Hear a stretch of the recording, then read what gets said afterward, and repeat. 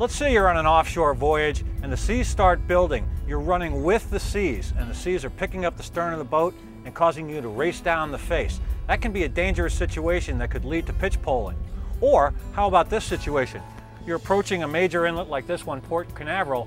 The current is coming out, the seas are going in, and you're getting another very rough sea situation.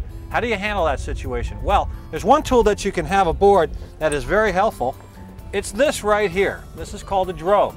It's not like a sea anchor. You use a drogue, you tow the drogue off your stern when you want to continue to make way, but you need to steady your course. When the seas get very big and they pick up the stern of the boat, as you race down the face, you're going to be skidded left, right, and center. This is going to help you track straight down the face of the waves. So let's deploy this thing right now. So in order to prepare for deployment of the drogue, basically it's a simple bag with the straps. You've got a shackle here, you want to make sure that's tight, and you want to bridle this. You don't want to just have one line going to one cleat. That will put too much strain on the single cleat. So we've got two lines here, about 20 feet long each. So I'm going to cleat them off.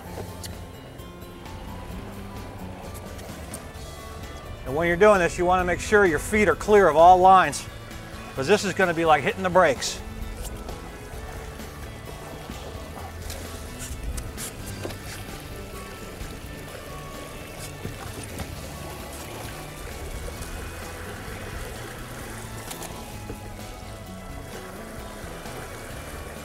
Now you can see the drogue in action.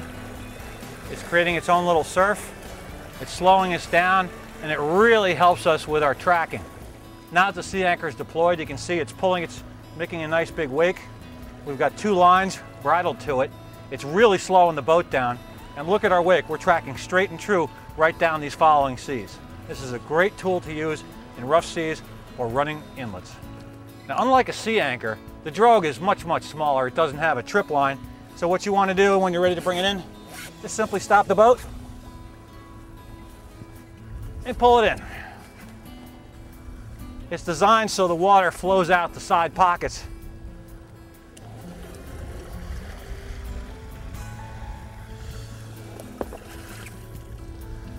And there you have it. Okay, so now that we've made the approach from offshore to the harbor entrance, we can see up ahead of us it's still pretty rough. So we want to talk a little bit about, and you want to plan in your mind, how you're going to run this rough inlet. The situation is that the current is coming out, the seas are going in, they're close together, and they're steep. So you have to have a little plan in place. The two things to remember is keep your speed up and keep your nose up. And I'm going to show you how to do that right now. This is the approach to Port Canaveral, and today it's a pretty smooth day. But let's assume we had 5 8-footers. What you want to do is keep your speed up. You want to match your speed to the rolling waves that you're coming in. You don't want to go too slow, because in that case the wave is going to be more in control of the boat than you are. And you don't want to go too fast, because you could possibly slam into the back of the wave ahead of you. So keep your hand on the wheel and modify your speed to be in step with the waves. And keep that bow up.